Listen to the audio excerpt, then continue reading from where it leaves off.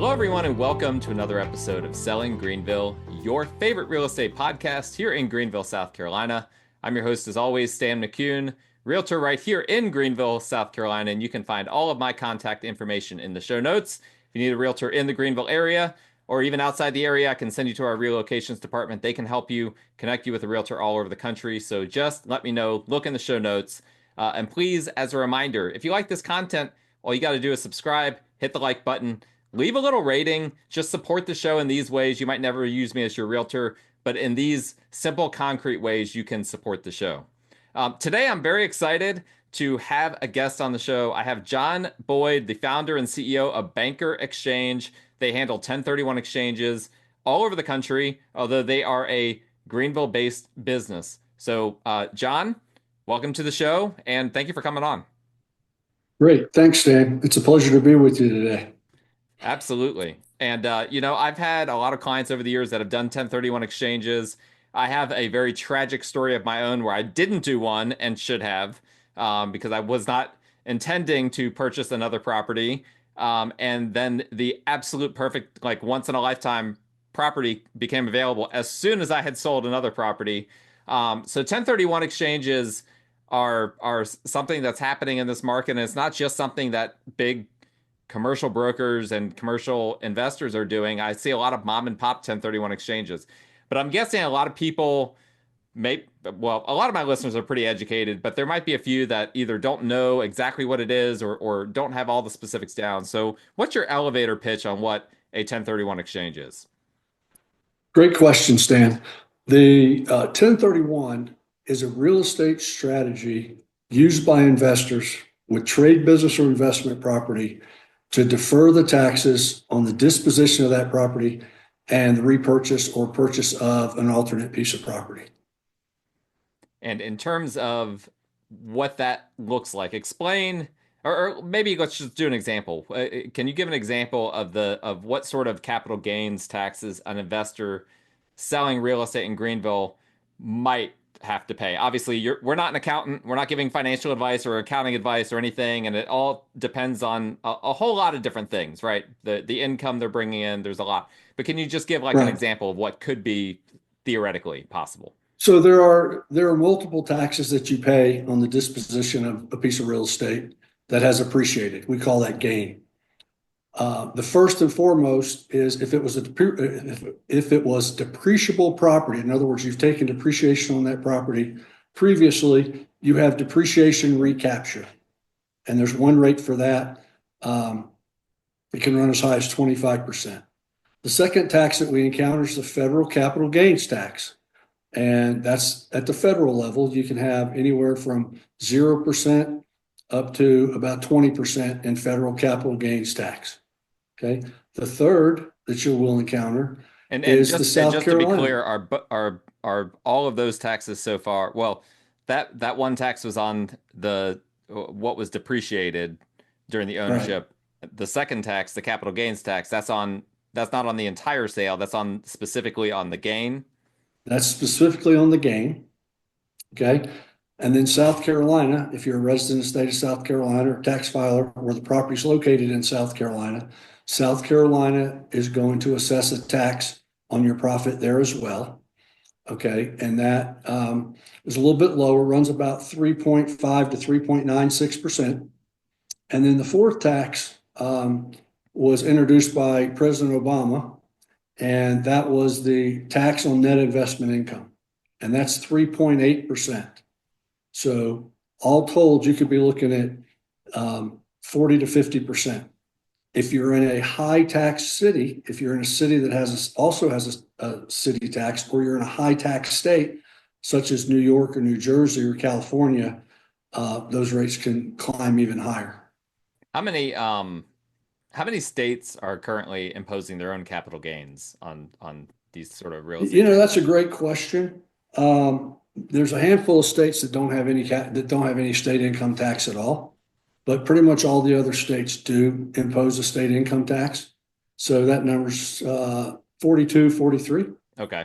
All right. So what happens to all of those taxes that you listed out when someone does a 1031 exchange? And I think, we'll get into a little bit more of the specifics on timeframes and whatnot, but essentially 1031 exchange, when you're selling a property and then you immediately purchase another property to replace it. And obviously there is some paperwork involved, and that's where a company like Banker Exchange, which is a 1031 exchange intermediary, that's where you guys become involved to ensure that that all is handled properly and that people don't do things in a way that they're going to end up getting blindsided by a tax on the back end. But what exactly happens to those taxes when the 1031 exchange is done? Well, that's a great question. So 1031 is a deferral mechanism. It's not forgiveness. So those taxes actually get the proverbial kicking the can down the road. So those taxes are deferred until you ultimately dispose of the last piece of replacement property purchased in a 1031. So you do have the ability to link 1031s. You sell property one, or you dispose of property one, you buy property two in an exchange, you dispose of property two, acquire property three, and those taxes all along are getting deferred. And then ultimately, if you dispose of the final property, let's say property three, in a sale transaction, those taxes become due. Okay. The one exception to that, or one of the exceptions to that, is a technique that estate planning lawyers use and that we help with. It's called swap till you drop. Okay. And under current estate tax law, if you die owning appreciated real estate, your estate gets to mark that basis up to the fair market value on your date of death. So for instance, I've done an exchange for 25 years and I die with $1 million worth of deferred gain. Okay. And on my date of death, my heirs get to step the fair market value of that asset up to the fair market value. So effectively, if the asset being the very first asset that the you last sold, property, the the last property, okay, because that's the only one I own at that point. okay, And so the last piece of property I own gets marked up to fair market value, and all those deferred taxes get wiped out. So it's a pretty good technique for the heirs. It does not the greatest technique for the taxpayer. right. So then, if the I understand that. So if the heirs, so let's play this out. So the heirs inherit this property.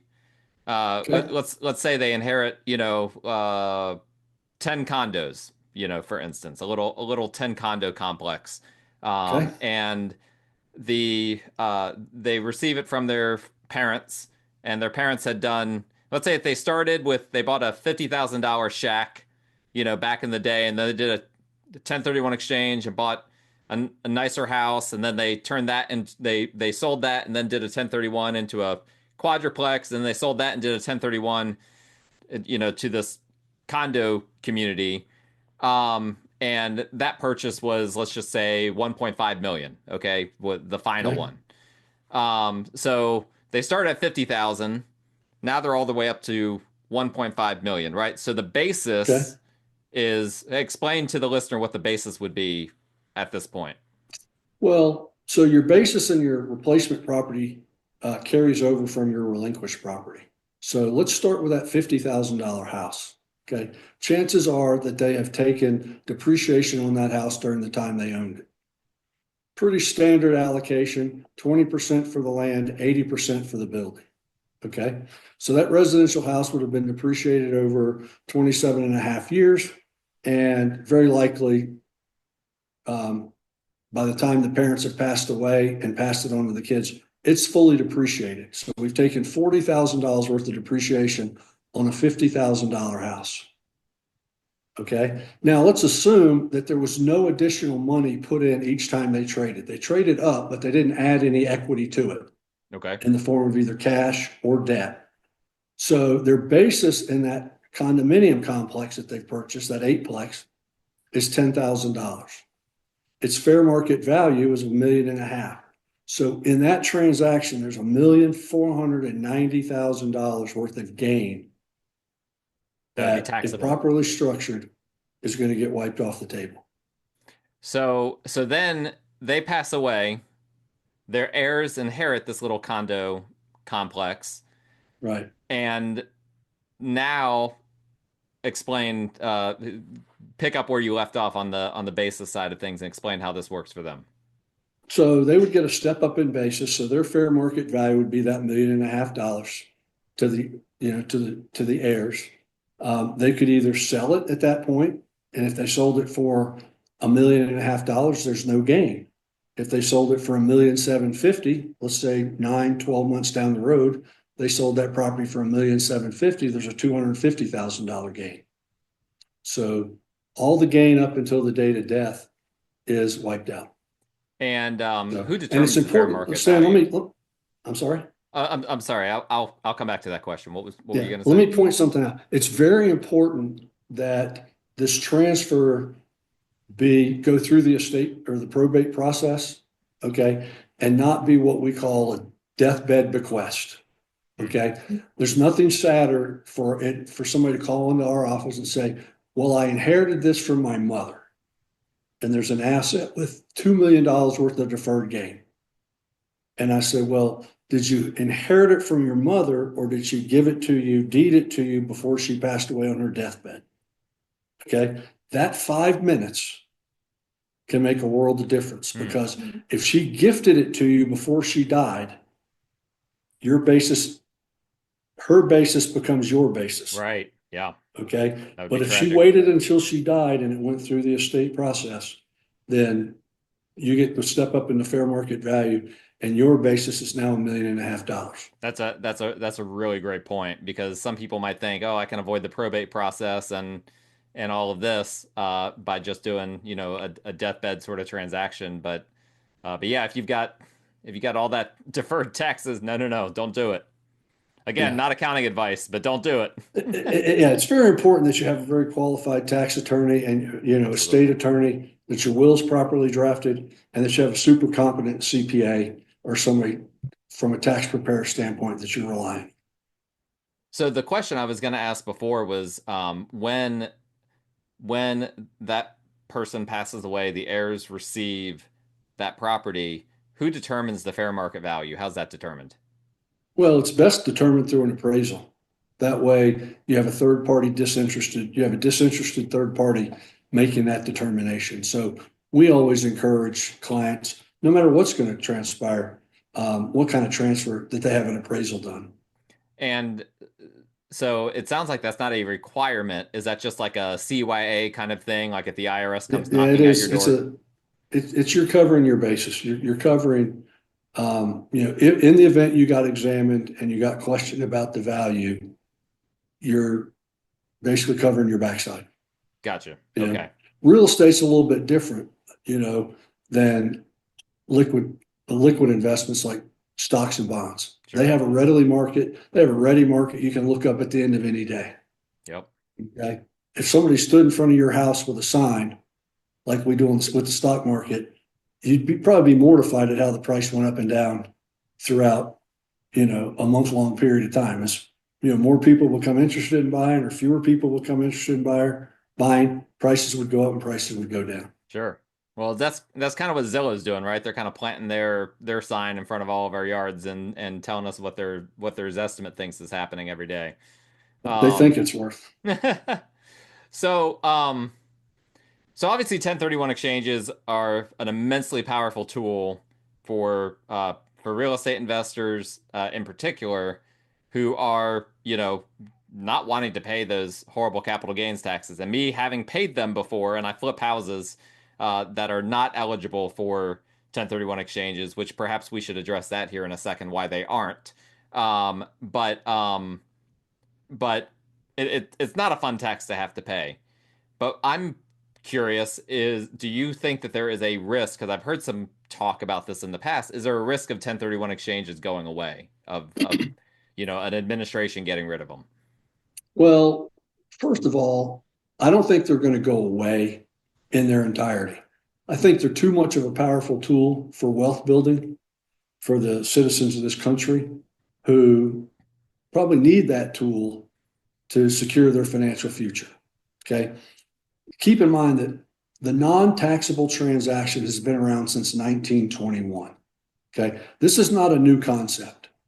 Okay. And there were a couple things that gave rise to that. One was in 1921, we had what we called direct exchanges. If I had a piece of property that you wanted and you had a piece of property that I wanted, we went down to the lawyer's office and we traded deeds. And there were two things. There's two things that are imperative to assess a tax. Okay. There's one thing is you have to have a valuation, a way of valuing the transaction. Well, if I give you 5 acres and you give me 5 acres, and this is 1921, what's not running around in every town in 1921? There's not an appraiser running around telling you what something's worth. Okay. You and I came to an agreement on what our properties were worth and decided that. So number one, there was a measurement issue, okay, that gave rise to this. And number two, there's a wherewithal to pay, because you and I were in the exact same position after the transaction that we were in before the transaction. Okay. Now, did we have a gain? No, we were in the same position before and after. Okay. But technically we had taxable transactions. Okay. But neither one of us had any cash from that transaction. So neither one of us had the wherewithal to pay whatever tax may be assessed. Okay. So I think what we'll see is we may see a tightening up of the definition. Okay. We've already seen certain assets go away. I think it was the Tax Cut and Jobs Act in 2017 that took away 1031 exchanges on all classes of assets other than real estate. There were two words inserted into the code in 2017, and those two words were real estate. Okay. It used to say assets held for trade, business, or investment. Interesting. Okay. So you could trade cattle, you could trade horses, you could trade sports contracts, you could trade aircraft. And we did a fair number of aircraft exchanges prior to that. Okay. There was one qualified intermediary out of Boston whose entire business was trading aircraft for the big boys. Wow. Okay. I could see how among a certain demographic that would be a great tax strategy. Oh, it was. And but the National Association of Realtors, okay, is a very, very powerful lobby. And they were able to negotiate for 1031 to be left in the code. Interesting. And so what kind of tightening do you think that we could see? And maybe we need to, before you answer that, maybe you need to address what properties are eligible for a 1031 exchange, because I already kind of referenced that flips are not, so we can start with that. And that'll lead into your buy, fix, and flip model. So Section 1031 applies to any property, any real property used in a trade or business or bought for investment. Okay. And it's your intent at the time you acquire it, if it's your replacement property, or it's your intent at the time you dispose of it, if it's your relinquished property. Okay. And so it's really trade, business, or investment. Now, 1031, the regulations exclude certain assets. They exclude your principal residence. Okay, that gain's covered under a different section of the Internal Revenue Code, 121. It excludes partnership interests, like if you buy an interest in an LLC. Okay, it also excludes property bought for speculation or property bought for resale. We'll come back to that. And it excludes vacation and second homes. Okay. And it's interesting because I live in a market where we're not talking about vacation and second homes. We're talking about vacation and third, fourth, or fifth homes. Okay. I operate out of an office right outside of Aspen, Colorado. And the main office is there in Greenville, as you alluded to. But I have the privilege of working out of Colorado about 8 months out of the year. So the tremendous number of vacation and second homes with a tremendous amount of appreciation. Okay. But they don't have the benefit of 1031 unless they can change the characteristics of that property before they sell it. Okay. Now, addressing your buy, fix, and flip investor. Okay. When you buy a property and your intention is to buy it, fix it, and resell it, you're buying that property for resale. Okay. So you are specifically excluded from 1031.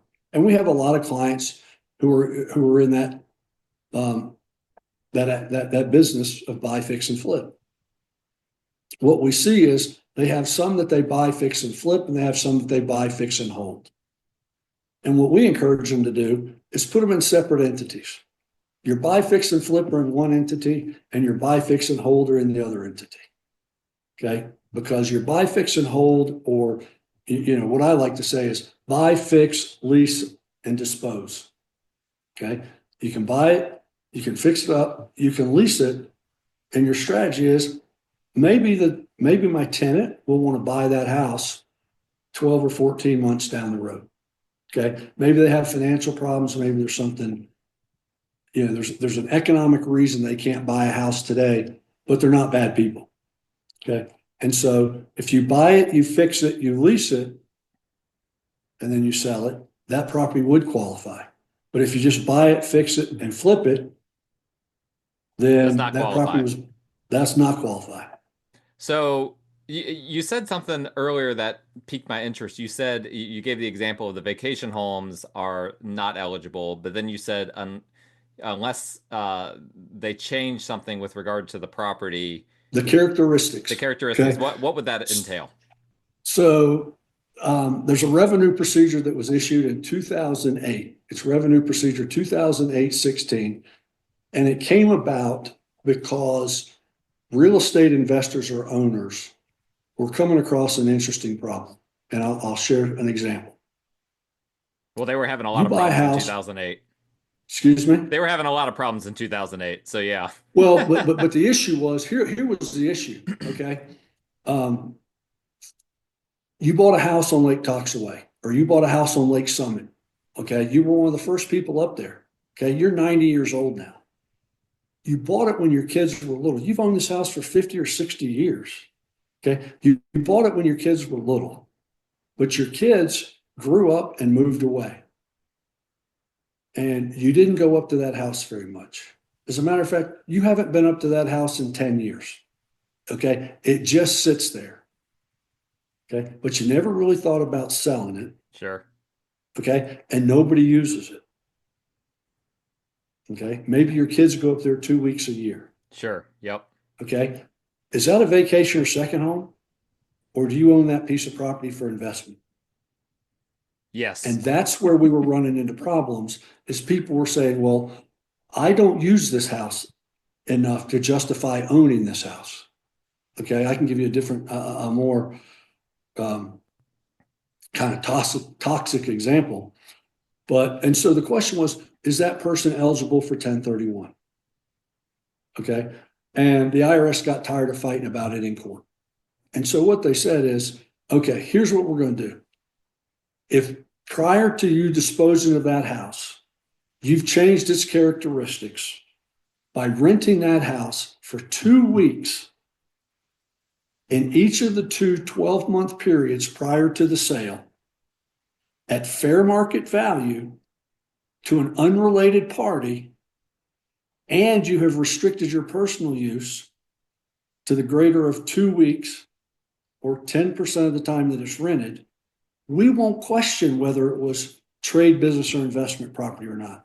We will give you a free pass, and it's called the safe harbor. We won't contest that it was trade, business, or investment property. We won't go try to make the argument that it was a second home or a vacation home. Interesting. Okay? But that takes 2 years of planning. What about a lot of people? You can't just make that decision, a couple months before you're about to sell. I've heard some people talk about over the years, if you got a property like this, you can spend time over there, working on the property, and perhaps some people take advantage of that. But what are the rules with regard to that? Overnighting out a property if you're doing work on it. Days you spend doing maintenance on it, and again, this is an accounting question, not a qualified intermediary question, but the days that you spend over there doing work on the property don't count towards your personal occupancy. Okay. Now, what that doesn't mean is if you have 20 steps going up or 14 steps going up the outside of your house, okay, that you get to spend 14 days there because every morning you get up and you paint one step. Okay. That's where the abuses come in. Yeah, of And course. it's very hard to know. It's difficult. And remember, the burden of proof on examination is on the taxpayer. Yep. And people say, well, how would somebody know that I was there? Okay, well, the power bill goes up and the water bill goes up when the house is occupied. Okay, those are third parties that can say, yes, they use, you're not going to carry your water in a jug, and you're not going to run a generator to power your house. Okay, but everybody in our generation carries a cell phone. And they have the ability to triangulate that cell phone position. They can say, well, we got your cell phone records and you were pinging off of these three towers, and these three towers tell us that you were at this house right here. The IRS has a lot of tools at their disposal if they need to use it. And Exactly. and so does And the it's, Department of Revenue for that matter. They're I don't personally know anyone over there, but they've been nasty to me in the past. yeah.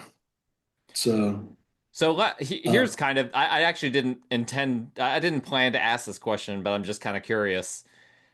Do you see any future with like Bitcoin or crypto or anything like that with regard to all of this, with regard to buying, selling, 1031 exchanges? Is that something that's being talked about in your industry at all? I haven't heard any conversations about, when somebody comes in and wants to buy a house with Bitcoin. Um, but I can see, I mean, anything is, um, negotiable collateral. I Sure. mean, literally, I mean, you can come in and say, I want to buy your beach house and I want to give you my yacht down in the Caribbean. Okay. Well, how easy is that 1031 exchange to do? Well, the qualified intermediary is going to take this yacht in, and he's either got to find you either as the exchanger have to find a seller for your replacement property who's willing to take that yacht as consideration, or the QI's got to monetize that yacht and sell it within the tight time frame, within the 180 days. So you have the cash to go buy the real estate that you want. Bitcoin being a little bit more liquid, I could see that conceivably becoming a consideration in future exchanges. Yeah. Interesting. It'll present some challenges early on, but over time it'll get easier and easier. So I know you can do a partial exchange. So, let's say that you sell a $500,000 property and do an exchange, and then the next property you purchase is say 400,000. You're not Okay. I guess in the ideal scenario you're purchasing a more expensive property. That way you get the entire tax hit of the various taxes that you discussed deferred. But if you purchase a cheaper property, you're still going to end up paying some of those taxes, correct? That's correct. So that's called a partial exchange. They happen a couple of ways. One of them is intentionally.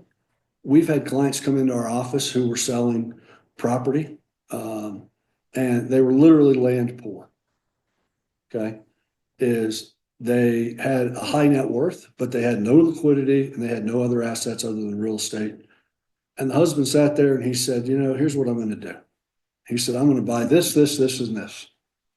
And I looked at his wife and I said, what do you want? And she said, I want a new car and I want to take a trip around the world. There you go. And I looked at him and I said, we're going to take an exception. You're going to pay some taxes on this money, but we're going to make her happy too. Okay. Because he really did need to go buy another 4, 5, 6, or $7 million worth of real estate, even though it would produce a nice income. Sure. Okay. Diversification is a good thing, particularly when you're talking about our financial assets. And so, yeah, partial exchanges are possible. That's an intentional, that was an intentional partial exchange. But if you get into your exchange and you're going to buy three properties, you've identified three properties and one of them falls out for some reason, fails inspection, burns down, gets washed away in a flood. You name why it's not there anymore, not available to be purchased, and you can only buy two of the three properties you identified, then it's typically what we call an unintentional. Explain Okay. that because we've been kind of and I like how this conversation has gone that we've kind of rather than just dumping it all on the listener at the beginning, you've kind of explained in at different stages the different parts of the 1031. Why don't you talk about that identifying a property piece? Because I don't think we covered that yet. All right. So when you engage in a 1031 exchange, there are two time frames that you have to be cognizant of. One of them is your identification period, and one of it is your exchange period. And both of those time frames start on the day you transfer the relinquished property.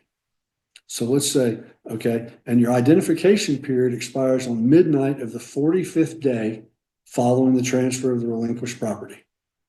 And your exchange period expires at the earlier of the due date of your tax return, including extensions, or the 180th day following the transfer of the relinquished property. So what does that mean? Okay, 45 days is 45 days. But the 180 days, if you close after, it's about October 17th or 18th, depending on if it's a leap year. Okay, if you want to get your full 180 days, you've got to file an extension to your tax return. Talking about an individual investor here who's required to file by April 15th. Okay, because if you back up from April 15th, 180 days prior is like October 17th. Okay, so if you close on December 31st, your exchange is going to expire on April 15th unless you file an extension to your tax return. Okay, now those dates are absolute. Those 45 and 180, we're going to assume you've got the 180. Those are absolute. It's the only place in the Internal Revenue Code where there are no extensions if a deadline falls on a Saturday, Sunday, or a legal holiday. Interesting.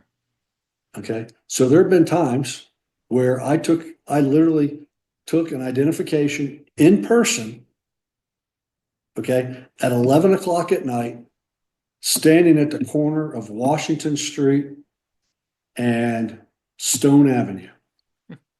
Okay, there's a convenience store there. Okay, and I knew that the convenience store would have cameras.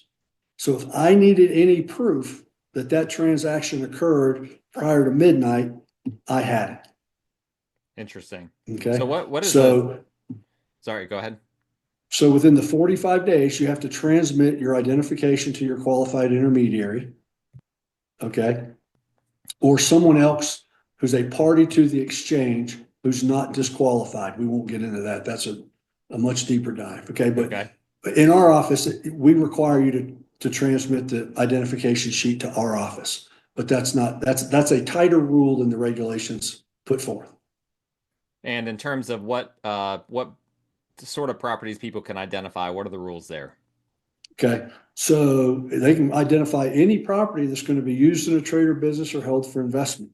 Okay, so virtually any piece of real estate can qualify for 1031 exchange.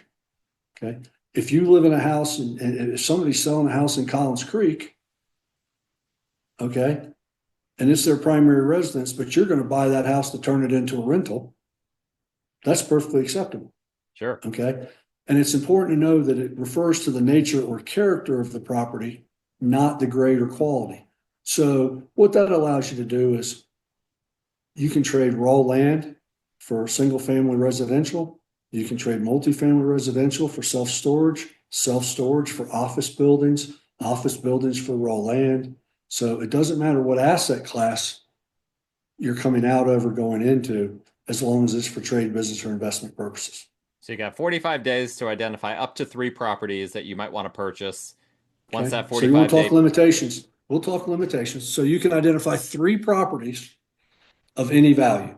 So if you dispose of $1 million piece of property, you can identify 3 properties of any value. If you identify more than 3 properties, the fair market value of everything that you identify cannot exceed 200% of the fair market value of what you gave up. So if I sold for $1 million, okay, my limitation is 200% or $2 million, but only if I'm going to identify 4 or more properties. Okay. And you could, in theory, do the exchange and purchase multiple of those 4 properties. Yeah, there's no limitation to the number of properties you can purchase. So how does that work? Do those all have to be purchased on the same day? Can it be done over time?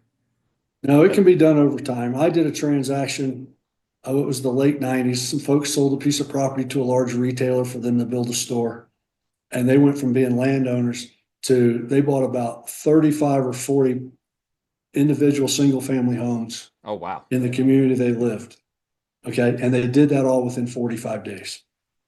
They identified them all within 45 days, or they purchased them all in 45 They days? purchased them all within Wow. 45 But they days. didn't have to purchase them. They could have followed the 180-day rule for the They could purchasing have, period. but the challenge that they were facing is, what were they going to buy, and were they going to violate the 200% rule? Sure. So they went ahead and got everything lined up and had it ready to close. And I was literally, the closing attorney would call me and say, "We're closing today," and I'd say, "Okay." And I was sending documents literally about every other day. I believe it. That's And when it crazy. was over, it was two 3 or 4 inch binders full of documents.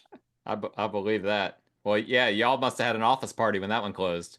So it was, it was crazy. I It don't was doubt it. crazy. What percentage of people who hire you guys to help them perform an exchange don't end up ever finding the right property, don't end up actually doing an exchange? It's a relatively small number of people. I would put that number probably at 5 to 7%. Okay. And a total, and maybe less than that, and a total um, frustration is what we call it. When an exchange doesn't work, we call it a frustrated exchange. And so, probably 3 to 5, maybe as high as 7%. Now, some of those are intentional. And I know that sounds crazy, but because of the interplay of various internal revenue sections, somebody that disposes of a piece of property, let's say in September, okay, of 2024, that's going to have a giant tax bill. And they're like, "I don't want to pay my taxes in 2024. I think the rates are going to go down in 2025. Is there any way for me to kick this transaction, this tax liability from 2024 into 2025?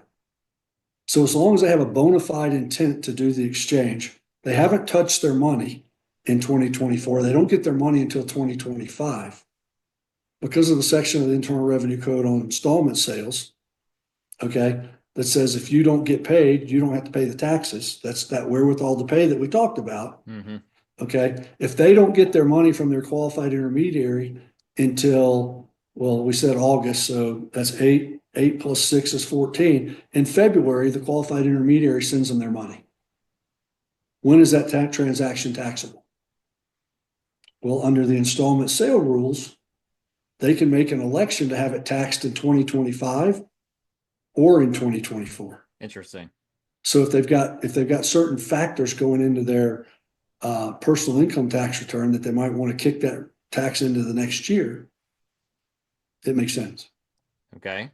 So that's interesting. Now, I'm curious about you mentioned the word frustrated with regard to the people that don't end up that want to complete a 1031 and it just doesn't work out. How do you ever get the sense that some people are just kind of settling to purchase that next property just to defer their taxes and not really happy with the next one that they get, or do you not really get that Well, sense from where you sit? the answer is yes. I think there are people that make bad decisions. They make bad economic decisions to avoid the taxes. And what I tell people is don't let the tax tail wag the dog. Okay. It's great advice. Because, the taxes are high. Okay. But the loss of capital is even higher. Sure. If you lost all of that capital because you made a bad decision, okay, and an over leveraged property, and we saw a lot of this, in 2008, there were a lot of properties that people bought that either they got lost because of foreclosure, because their loans got called and they didn't have the wherewithal to pay them off, or they were in a syndication. They bought into a pool, an asset that was owned by multiple individuals, and that asset got foreclosed on, or that's the real big one, got foreclosed on by the lender because it was over leveraged. and they thought their cash flow was secure. And at the end of the day, they didn't lose. They lost all their money, not just the tax. Yeah, that was a rough time, as I And alluded so, to before. I can't, we try to look at the overall picture. When somebody comes to us and says, what do you think I ought to do? And sometimes they ask me, and sometimes, they don't care for my opinion. That's okay. What are some of the challenges that people run into when they're trying to do a 1031 exchange, besides the obvious of the challenges of identifying a property and whatnot that, within a 45-day period? Well, when you're in a tight market where you have a lot of buyers and not very many sellers, and prices get bid up, and it's a very rapidly moving market, that presents some challenges. That's and the 45-day identification period, trying to find something. Okay. Now you don't have to have it under contract. It doesn't have to be listed. Okay. But 45 days comes very quickly. Yeah, it does. Particularly if you close. I mean, think about if you close in December. Well, I'm thinking more about first part of June to the middle part of June. Okay. Because in any exchange transaction, there's multiple parties. There's the buyer, there's the seller, there's the buyer's attorney, the seller's attorney, there's the buyer's broker, there's the seller's broker. So really there's 6 people. Okay. The qualified intermediary, they don't care because we don't go on vacation. Okay. There's always somebody in our shop to take care of closing the deal if it's got to be closed. Sure. Okay. And we're only needed at certain points in the transaction. But can you imagine if you're trying to negotiate a deal and get a contract signed, if you close your relinquished property on, June 1st, and you've got people going on vacation, you got 6 different vacations to navigate. You've got the 4th of July weekend, which is going to be, people are going to be shut down for that week, or they're going to be on vacation for that week. And so what we find is, and you got weekends. Okay. So in a 45-day period, there's probably 6 of those days or more, 8 or 10 of those days. It'd be 7 weeks times 2, probably 10 to 14 of those days are weekends. Yeah. Okay. Commercial brokers don't really work on weekends. So if you're looking at buying a commercial asset, residential brokers do for the most part. The well, good yeah, I ones know. do, at least. Yeah. My girlfriend is a residential broker in Aspen, and yes, I mean, she works mornings, afternoons, evenings, Monday through Sunday. Yep. It's it's a 24/7 job if you're on the residential side. So that's those are some of the biggest challenges. Finding something that you like, and I would tell people, don't settle. I mean, under no circumstances do you settle for something you don't want. Some people say, how about, can I park this and then sell it 2 years from now? Sure you can. But you're taking some market risk doing that. Yeah, absolutely. What we see a lot of times, particularly in a hot market, is there were some strategies that were approved in 2000 by the IRS. We actually did our first exchange in this structure in 1995. Okay, but it's called the reverse exchange. And if you're fearful that you're going to have problems with your replacement property, there are structures that allow you to control your replacement property before you sell your relinquished property. Okay, it's called a reverse exchange. And it's got some pretty tight time frames. In other words, what are those time frames? I am curious to hear that. Well, you still got 180 days. So in those transactions, I said you didn't own the property. Notice I said you take control of the property. You control the property. So you engage what's called an exchange accommodating title holder. We use the acronym EAT. And that EAT takes title to that property and can hold that property for 180 days. So by the 180th day, you have to have sold your relinquished property and acquired your replacement property from the exchange accommodating title holder. And there again, that's a tight time frame. Yeah. Okay. Sure. Usually you see those transactions when the buyer on the relinquished property might need 2 or 3 more weeks to get their loan in gear, but you don't have 2 or 3 more weeks on the purchase of your replacement property because you've negotiated, a firm closing date with your seller. He's got to have his money to go do something else with it. Or you've got a loan commitment on the replacement property that's going to run out and you got to buy it Yeah. or you're going to be subject to increased loan rates and subsequent reduced cash flow. I could be wrong, but I believe that so my office used to be on Pleasantburg Drive. It's now where the Guest and Brady attorneys' Oh main yeah, office is. They purchased our office on Pleasantburg and we moved over to near the mall on Woods Crossing. And I believe my company did a reverse 1031 Joiner, when they Danny. did that. Yeah, I believe Yeah, Danny we've done a did. lot of work. We've done a lot of work with Danny over the Yeah, years. yeah, no doubt. But I'm pretty Danny sure and I that go was a way reverse. back. Huh? I met Danny when Danny was in high school playing How about that? basketball at Wade Hampton or Eastside. I guess it was Wade Hampton maybe. That's great. Yeah. I Yeah. was a freshman at Furman. How about that? He's great, and obviously I love being with C. Dan Joyner companies, and yeah, it was just interesting to see that whole process because they told us, it was a long time in coming that it was going to be moving offices and whatnot. And then I think I heard Danny maybe told us, or maybe I just heard through the grapevine that they were doing a reverse 1031. So Yeah. that was actually the first time I'd actually heard someone say that they were doing it. And I found that pretty interesting. Do you run into any misconceptions that people have when it comes to 1031 exchanges? Yeah, there are a couple. Number one is that it's difficult to do. Okay. And for the uninitiated, it can be difficult. And our job as your qualified intermediary is to navigate you through that, to walk you through it, and make it as simple as possible. Okay. The one thing we do is we don't assume you know anything. Okay. Unless you've been a client two or three or four times.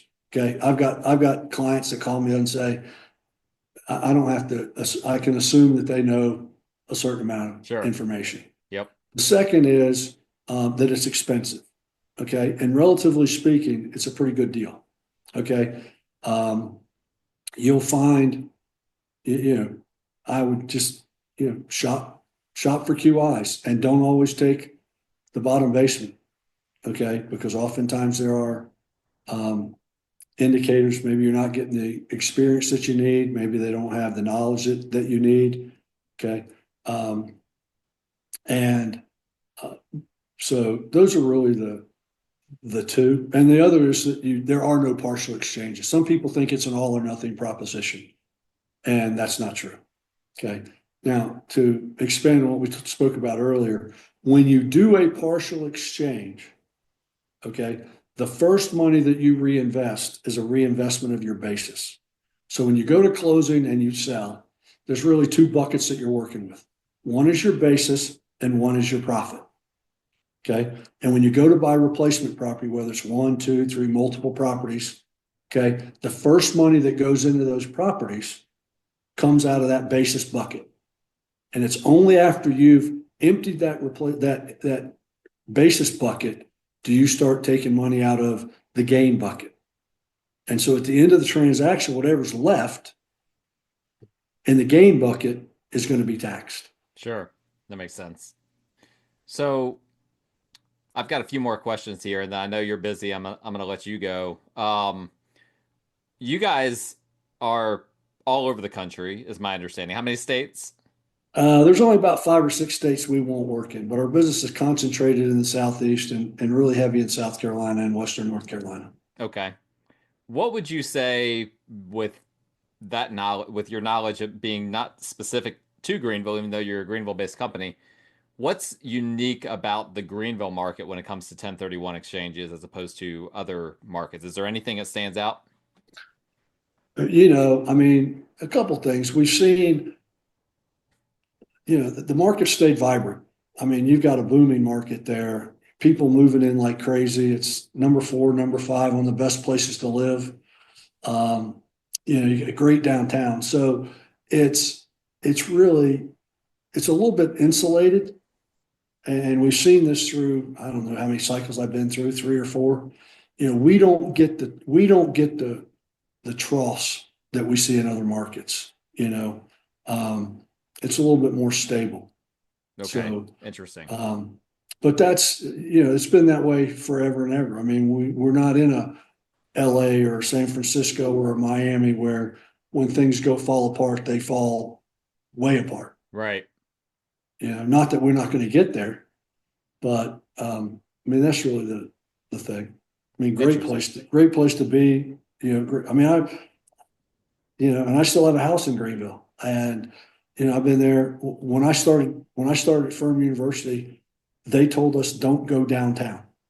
Go down to the basketball game, watch the game, get in your car, and come back. Get out of There's there. nothing good that can happen downtown after dark. Yep. It's crazy. Okay. I mean, literally nothing was downtown. And I've been fortunate to be involved in a lot of the things that went on downtown. I mean, it's hard to go down any major artery in Greenville, South Carolina, and not see a project that's been touched by a 1031 exchange that Banker I Exchange bet. had. Yeah. That's not hard to believe. How long have you guys been in business again? We did our first exchange in April of 1992. 92. Okay. So coming up on 30, getting ready, 30, coming up on our start of 34th year, I guess. Yeah, that's fantastic. Yeah, Um, I was 6 years old when you did that first exchange. and So so, and I still remember a lot of the details of that first exchange. why did you get Um, into this? What prompted you to get into this business? well, I was peddling stocks and bonds at J.C. Bradford, which is now part of UBS, down in the Hyatt on Main Street. And a friend of mine called me up and asked me who he'd been my roommate. He was an attorney and a CPA working for a local CPA firm. And he asked me, he said, would you be willing to hold $75,000 for 3 days? We'll pay you $2,000 to do it. And I knew about 1031s. We'd studied them in school, but very briefly. And I said, sure. And I said, who would have done this for you if I hadn't done it? He said, there's nobody in town. There's nobody around that does it. And so, That sounds like a business as opportunity. well, when somebody's not doing something, you have to look and say, are they not doing it because there's no money in it, or Sure. they're not doing it because nobody understands it yet? And so, I mean, if you want to open a buggy whip manufacturer tomorrow, that's probably not something you want to do. Sure. Yeah. Okay, because there's no market for buggy whips anymore. Right. All right. And so that's kind of my point and I've had several businesses that we've been fortunate to start, and we've been on the front end of the curve. And so, this one, it's been a lot of fun helping people defer taxes and also helping them build wealth and, watch Greenville grow and thrive. Absolutely. I mean, I can remember when Five Forks did not exist. Yeah. It's just Okay. I farm helped with the country out bylaw there. that was built up. Pardon? It was farm country out there for the longest time. Yeah, I can remember I did the deal that allowed the bylaw to be built at Five Forks. I built a Ford dealership. It's not even a Ford dealership anymore. I think it's been torn down. Something else is out there. Um, but I mean, it's crazy. I mean, Greenville, and I did a lot of work on Lake Kiowee, with the developer of Lake Kiowee, dear friend of mine, and he'd call me up and say, we're having an auction. You better be ready.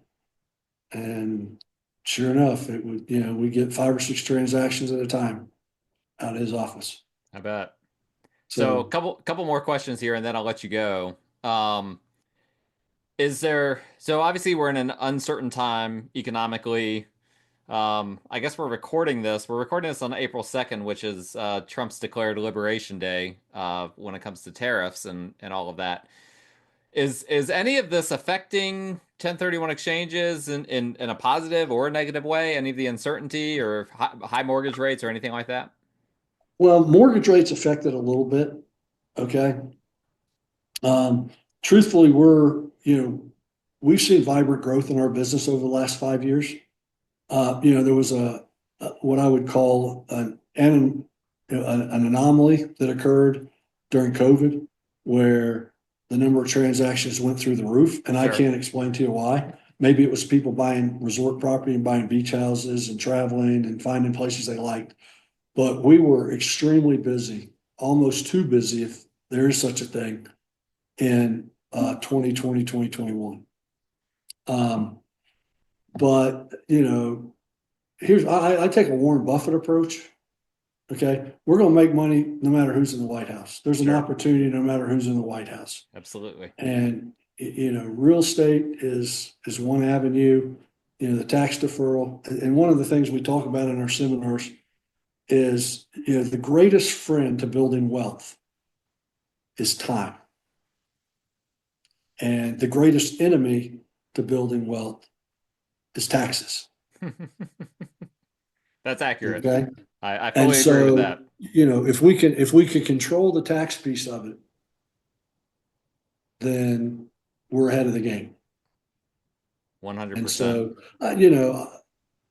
are we, I go back to, we're a little bit insulated. Now, with that being said, between 2008 and 2011, I could probably count the number of deals we did total on both my hands.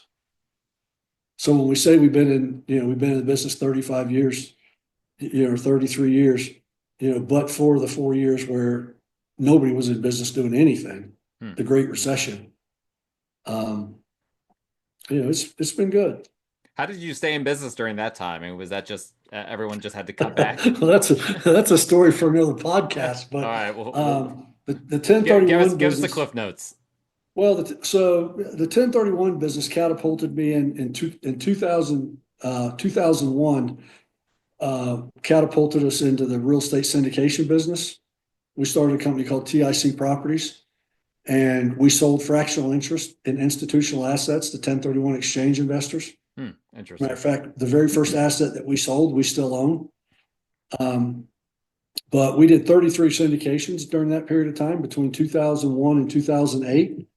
We built a vibrant property management business. We were fully vertically integrated.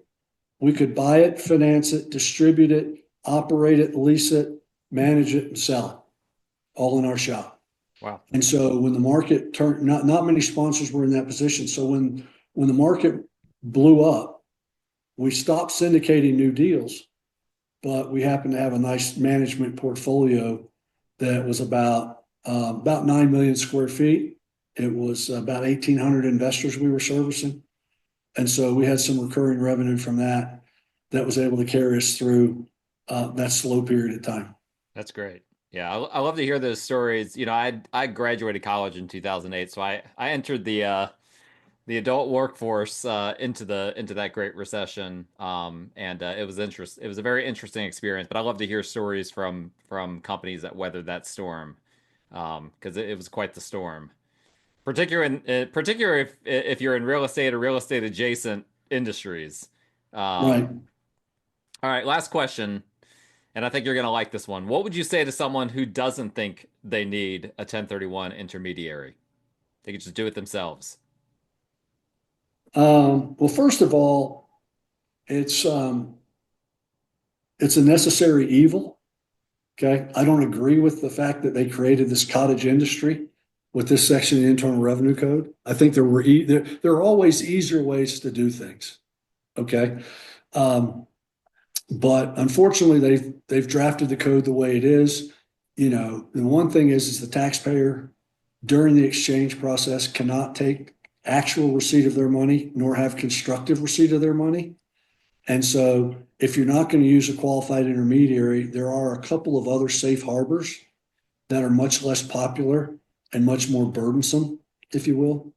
And so the qualified intermediary is the easiest way to go to accommodate your exchange. So I would simply say, I wish you the best of luck. What sort of pricing can people expect when they're doing a 1031 exchange?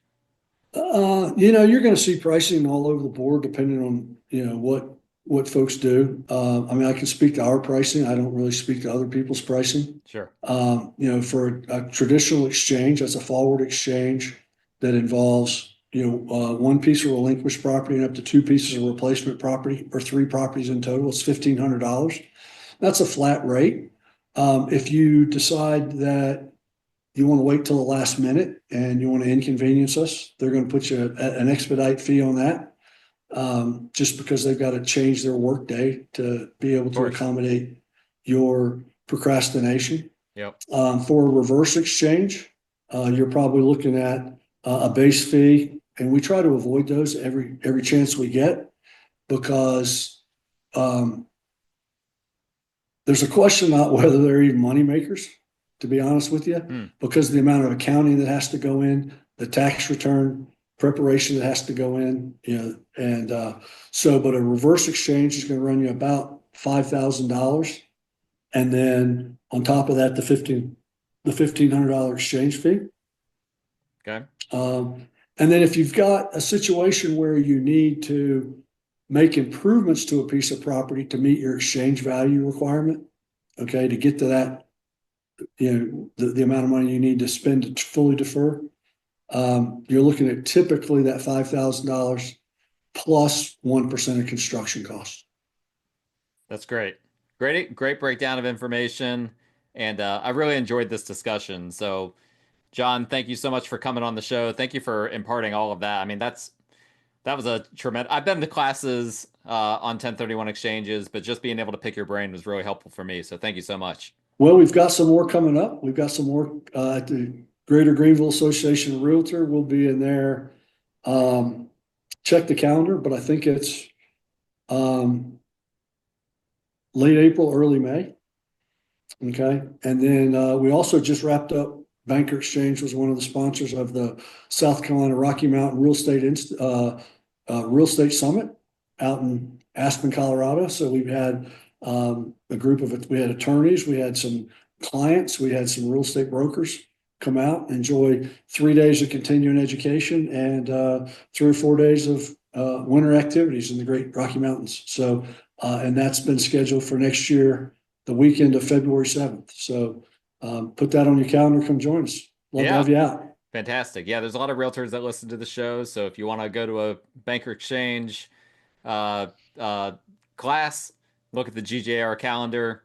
You got plenty of time to do that. And yeah, I've seen you guys and we'll be in. I'm in Greenville 1 week. I'm in the Midlands 1 week. I'm in Hilton Head and Myrtle Beach the same back to back, and they're all between April 22nd and May the 7th, I think.